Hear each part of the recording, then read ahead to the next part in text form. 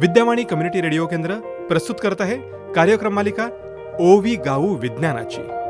लेखक डॉक्टर पंडित विद्यासागर. अभिवाचन आणि संकल्पना विस्तार करत आहेत डॉक्टर दीप्ती सिधये.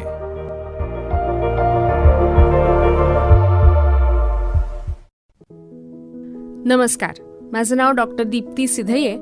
मी विज्ञान शिकवते आणि विज्ञान प्रसाराचं कामही करते. या विज्ञान प्रसाराअंतर्गत विद्यावाणीवर आपला एक अनोखा उपक्रम सुरू आहे. तो म्हणजे ओवी गाऊ विज्ञानाची या पुस्तकातील ओव्यांचं अभिवाचन आणि मग त्या ओव्यांमध्ये ज्या संकल्पनांबद्दल सांगितलेलं आहे त्या संकल्पनांचा विस्तार.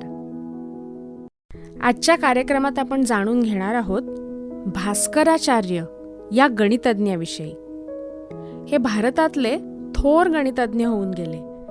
त्यांचा कार्यकाळ होता इसवी सन 1114 ते इसवी सन 1185. सुरुवातीला आपण त्यांच्या कर्तृत्वाविषयी ओव्यांमधून ऐकूया.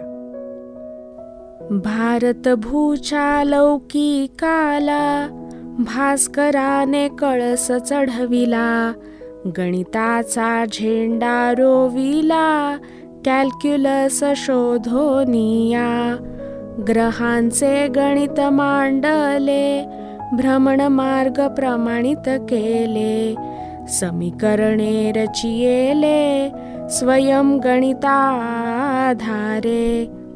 त्रिकोणमिती अभ्यासी, अंकासंबंधी ओढ त्यासी, रची विविध सिद्धांतांसी, गणिती ऐसा थोर हा, समाजारूढी ग्रासिले, पुरोगामित्व लयास गेले, भास्कराने धारिष्ट्य दाविले, दुहितेस गणित शिकवूनी, विचारांना दास्यत्व आले, राष्ट्रलयास चालिले, दुहितेस विदुषी केले, आगळे पण दिसतसे.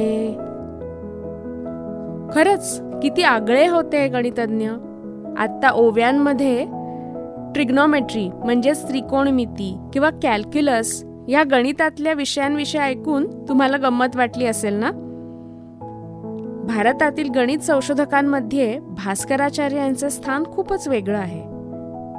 ते मध्ययुगीन काळातील एक महान भारतीय गणिती होते.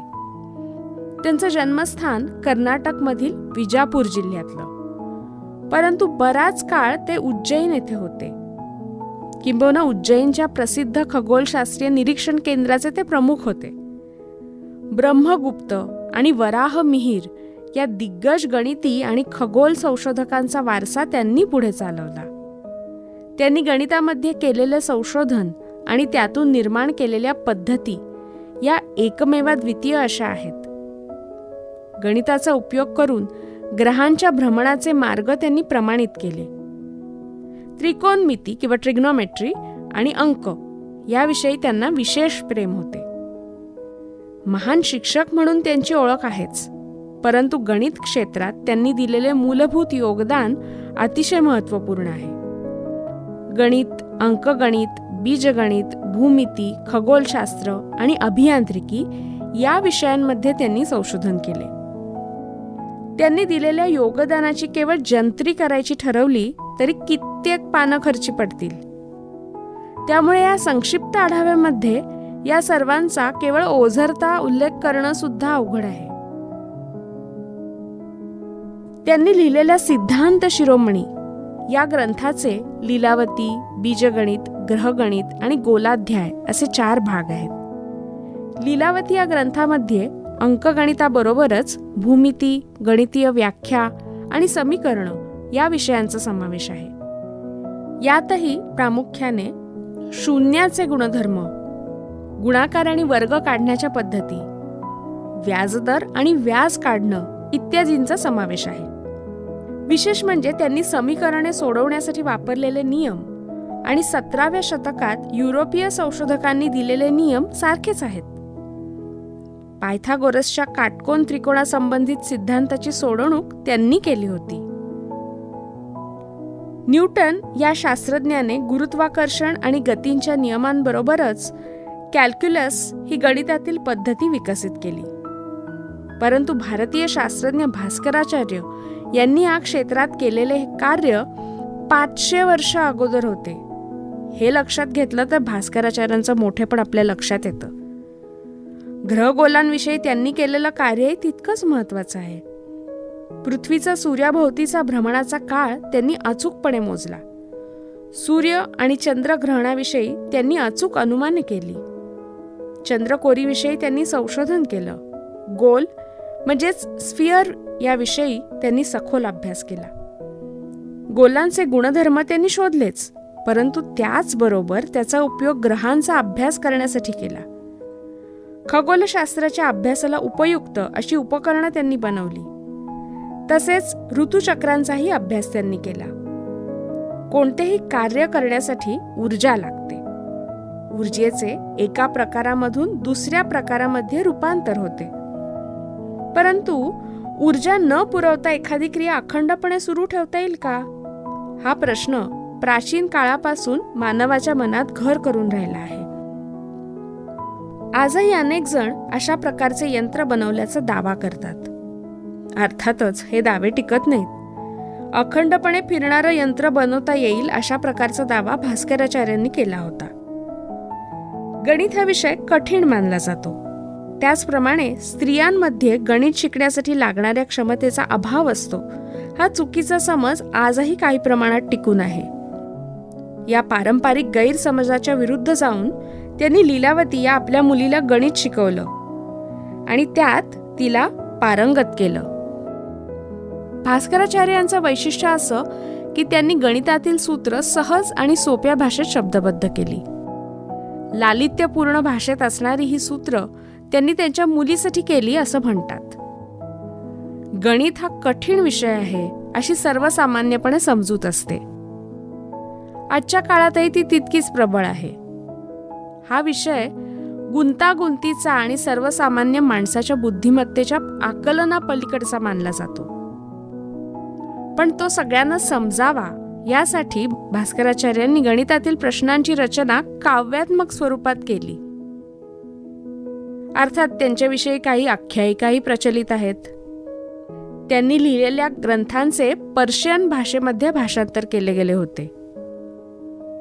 गणित विषय कठीण सर्वसामान्य मानी जन परियोजिता रंजन सोपेपण येतसे भास्करे सुभाषिते रचिली गणिती कोडे गुंफिली मनोरंजक बनविली आकर्षण वाढविले भारतीयांचा जगात धाक म्हणती बाळगती जनुक गणित प्रज्ञांगीभूत ऐसी जगी मान्यता नवपिढीचे दायित्व टिकविण्या गणित प्रभुत्व त्यालागी ठेवा ममत्व गणित शिकण्या कारणे.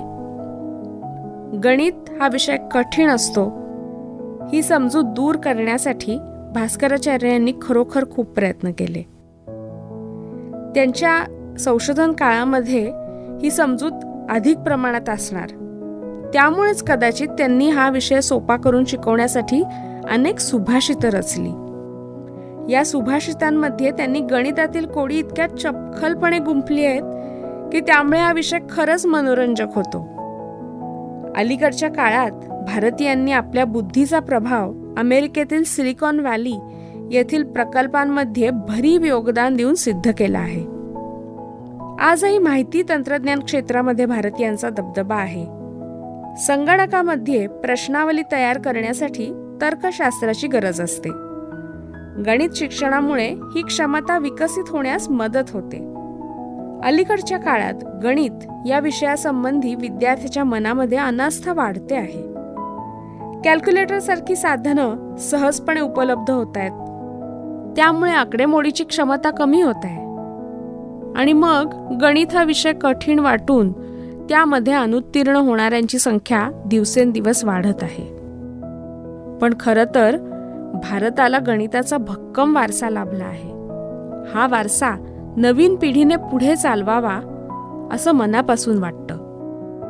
भास्कराचार्य यांच्यापासून आपण प्रेरणा घेऊया.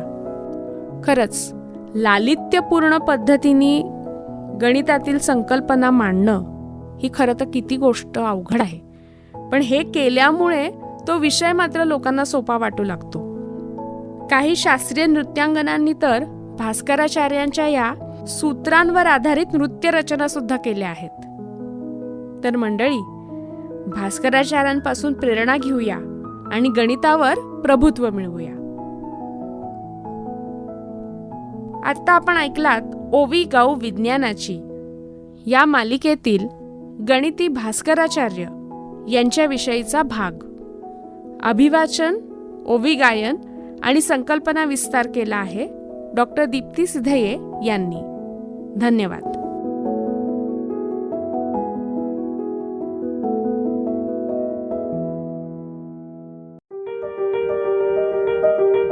विद्यावाणी कम्युनिटी रेडिओ केंद्र प्रस्तुत करत आहे कार्यक्रम मालिका ओवी गाऊ विज्ञानाची.